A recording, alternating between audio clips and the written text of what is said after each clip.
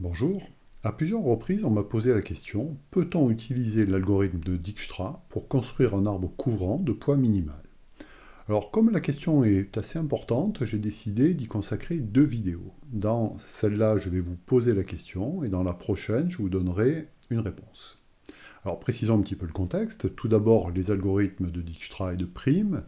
Alors, l'algorithme de Dijkstra, j'ai présenté ses principes généraux dans cette vidéo. Je suis rentré un petit peu plus dans les détails techniques dans cette vidéo.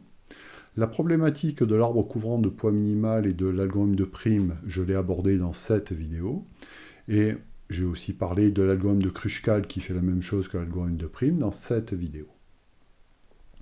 Alors le contexte est le suivant. On va se donner un graphe G égale VE qui est composé de sommets et qui est non orienté, c'est-à-dire composé d'arêtes, comme ça. Ce graphe-là, on va considérer qu'il est connexe, comme celui qui est à l'écran, et pondéré, c'est-à-dire que sur chaque arête, on va mettre un poids ou une valeur strictement positive. Par exemple, sur l'arête CA, je pose 10, ici je pose 1, etc., etc. Voilà, donc on va travailler en fait avec des objets de ce type-là. Donc en entrée, on va se donner un tel graphe, connexe, non orienté, pondéré, avec des poids positifs, et le principe de l'algorithme que je vous propose d'étudier est le suivant.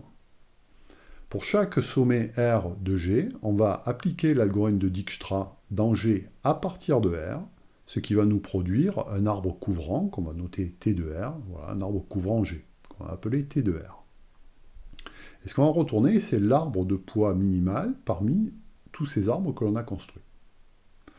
C'est-à-dire que si G a n sommets, on va appliquer Dijkstra n fois, une fois à partir de chaque sommet, ce qui va nous donner donc n arbres couvrants, et on va prendre celui dont la somme des poids est la plus petite. Et c'est ça qu'on va retourner.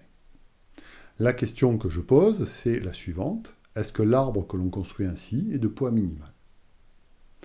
Voilà, donc je donnerai les éléments de réponse dans la prochaine vidéo. À bientôt.